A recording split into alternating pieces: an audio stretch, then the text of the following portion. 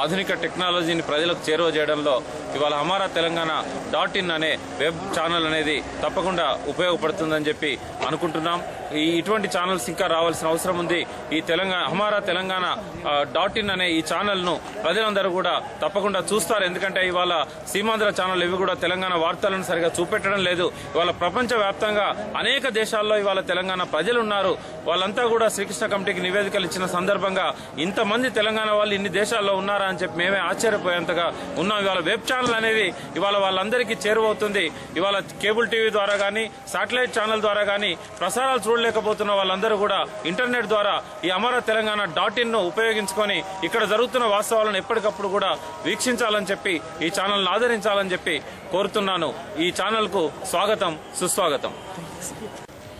భారతదేశంలోనే స్వాతంత్రం వచ్చిన తర్వాత తొలిసారిగా తెలంగాణ గడ్డ మీద సహాయ నిరాకరణ ఉద్యమం ప్రారంభం కాబోతున్నది ఈ నెల 17వ తేదీన.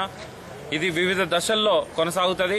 మొదటి దశలో ఇది ప్రభుత్వ కార్యకలాపాలను స్తంభింపజేసే విధంగా ప్రభుత్వంలో యంత్రాంగంలో ఉన్న అధికారులు ఎవరు కూడా వాళ్ళు విధులకు హాజరవుతారు కానీ ఎవరు కూడా బాధ్యతలు నిర్వర్తించరు. ఎవరు కూడా పెన్ డౌన్ లాగా ఏ కార్యక్రమంలో కూడా వాళ్ళు హాజరు కారు.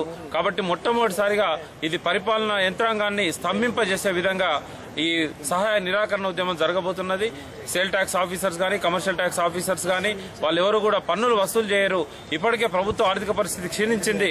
కాంట్రాక్టర్లకి బిల్లులు చెల్లించడానికి డబ్బులు లేవు. ఈ విషయం స్వయంగా ఆనం నారాయణ రెడ్డి గారే నిన్న చెప్పడం జరిగింది. మరి ఇటువంటి పరిస్థితుల్లో ఈ సహాయ నిరాకరణ ఉద్యమాన్ని అణిచివేయడానికి పాలకులు ప్రయత్నిస్తున్నారు.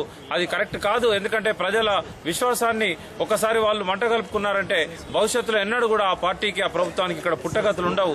కాబట్టి ప్రజల ఆకాంక్షలను గౌరవించాలి, ప్రజల కోరికలను మన్నించాలి, తీర్చాలి. కానీ ఇవాళ సహాయ నిరాకరణలో పాల్గొంటున్న ఉద్యోగుల మీద మేము రకరకాల ఎస్మా లాంటి చట్టాలను ప్రయోగించి వాళ్ళని జైళ్లలో పెడతామని ఉద్యోగాలను తొలగిస్తామని చెప్పి ఇట్లా బెదిరింపు ఎవరైతే బెదిరిస్తున్నారో ఆ బెదిరింపులకు లొంగే స్థితిలో ఇవాళ తెలంగాణ ఉద్యోగులు లేరు.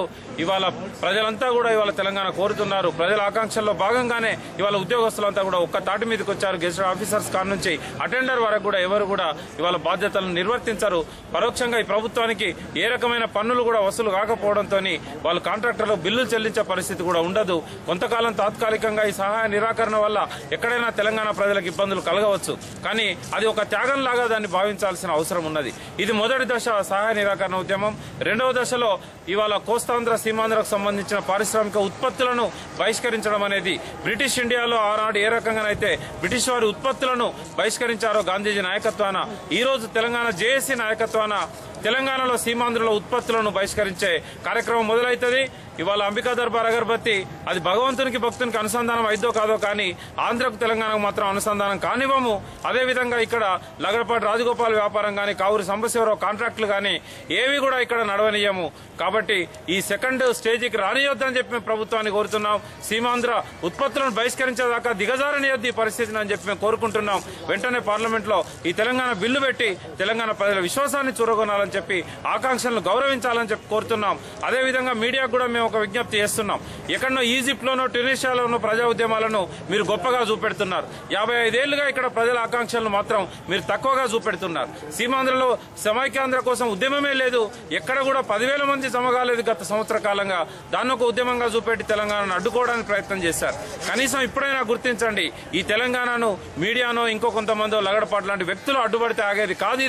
ఇది ప్రజల చిరకాల వాంఛ. ఇది ఖచ్చితంగా తెలంగాణ సాధిస్తాం. తెలంగాణ విజయం సాధించి తీరుతుంది. 55 ఏళ్ల ప్రజల ఆకాంక్షలకు ఇవాళ 2011లో సఫలీకృతం కాబోతున్నాయి. ఈ సంవత్సరాంతంలోగా ఖచ్చితంగా తెలంగాణను సాధిస్తాం. ఇవాళ తెలంగాణ అమరుల యొక్క త్యాగాలను వాళ్ళని తలుచుకుంటూ వాళ్ళ స్ఫూర్తిని మేము తీసుకొని ఇవాళ తెలంగాణ ఉద్యమంలో ప్రజలందరూ కూడా పాల్గొంటారు. తెలంగాణ సాధించే దిశగా ఈ ఉద్యమం కొనసాగుతుంది. తెలంగాణ వచ్చేదాకా కూడా ఈ ఉద్యమం ఆగదు. విరామం లేదు. విశ్రమించే సమస్య లేదు.